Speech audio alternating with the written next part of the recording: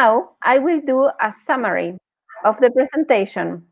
As you can see, along this webinar, we have presented 3 components that are relevant when we are creating a comprehensive violence prevention program in a school. We can think those 3 components as the point of a triangle. We can start drawing the triangle graph by either point. It will always be a triangle.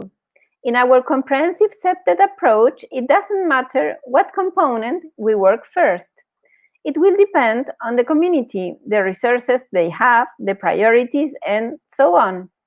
What is important to understand is that at some point, the 3 components need to be implemented. It doesn't matter which one is the first or the last. Ideally, the 3 components should be worked together, but we recognize that it is a step-by-step process. Ahora haré un resumen de las presentaciones.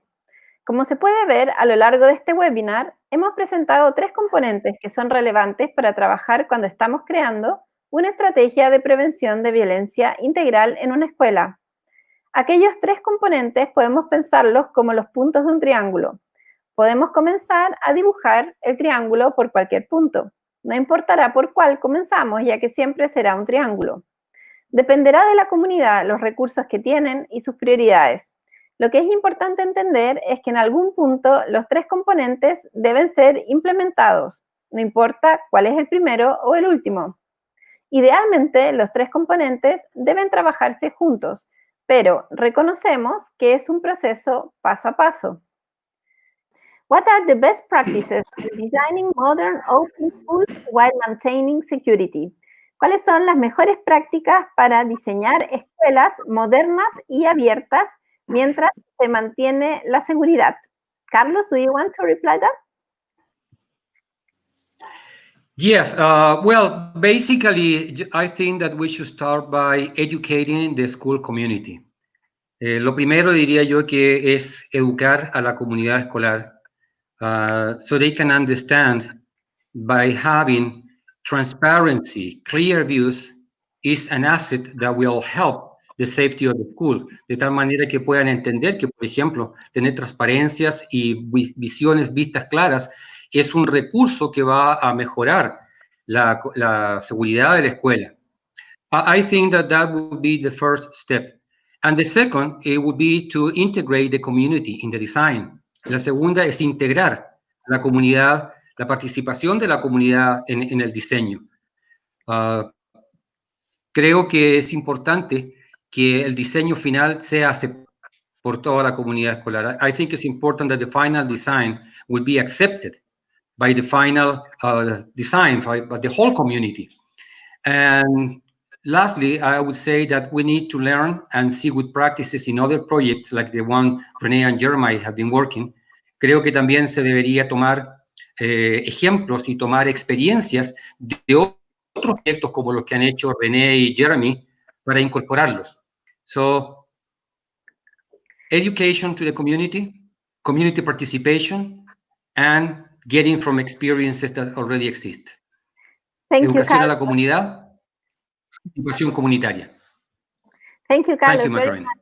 Rene and Jeremy, do you want to add some comments to that? Because it's a very physical environment question.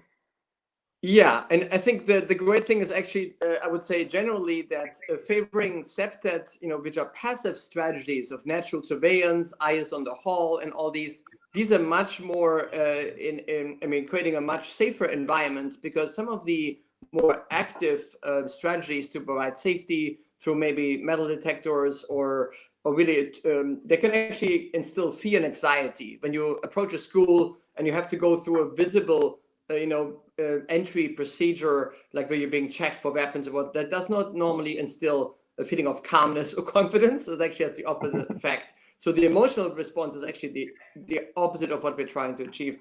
So yeah, favoring passive CPTED strategies actually will create a modern open school that is actually calming and beneficial to the well-being of students.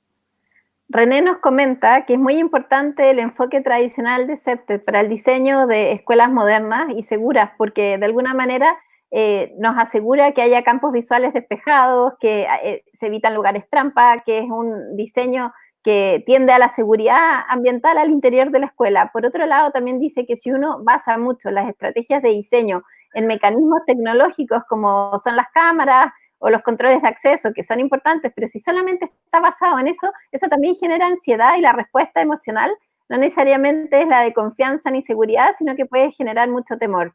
Do you want to add something, Jeremy? Sure, yeah, I will. And actually, just to kind of tap on to Carlos's comment about involving the community, I think, that's really important when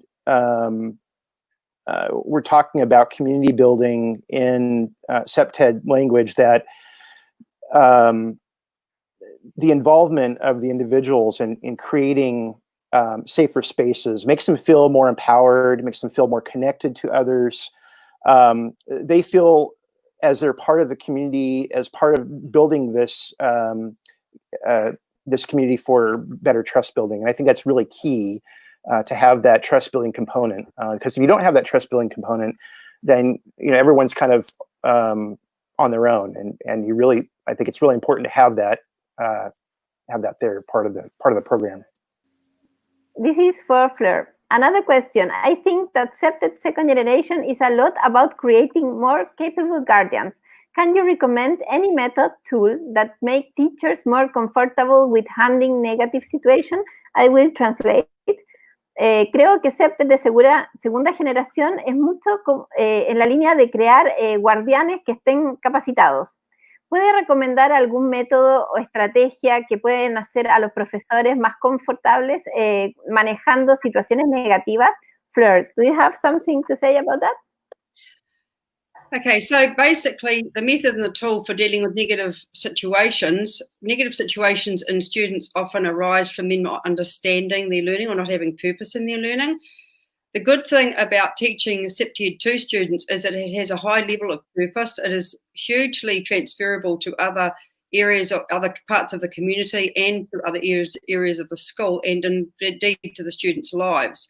So what I found is that even in students that can prove to be tricky, if we start teaching the CPTED principles to them and they start applying them, it actually lifts their ability and their capability in themselves. It lifts their level of engagement. It lifts their feeling of how they can contribute. And it actually starts to improve the negative situations. So the students feel empowered. They have ownership. Through the students' ownership, that generates community cohesion, and more people want to get involved, because there's something very contagious about students being very inspired and very motivated in their learning. So that's what I have found, that the tool and the method is basically teaching the strategies of, I start with teaching the Generation 1 principles to the students. They apply those principles to their classroom in a very small way first, and then to their school, and then to their community. And that empowers them hugely. And that does, in my experience, lead to a big reduction in students making negative choices. Thank you, Fleur. I will translate. Fleur comenta que en su experiencia ha descubierto que estos años enseñándole CPTED de primera generación a estudiantes en las escuelas donde ha trabajado, ella ha observado que si primero estos estudiantes aprenden CPTED de primera generación, luego lo aplican en su sala, luego lo aplican en el patio, esto genera un compromiso muy grande de esos estudiantes con la seguridad, y efectivamente se transforman en guardianes o co-guardianes de la seguridad de la escuela. Y de esa manera han podido ver reducciones bien drásticas y bien grandes en situaciones delictivas y de percepción de inseguridad al interior de la escuela. Thank you, Fleur.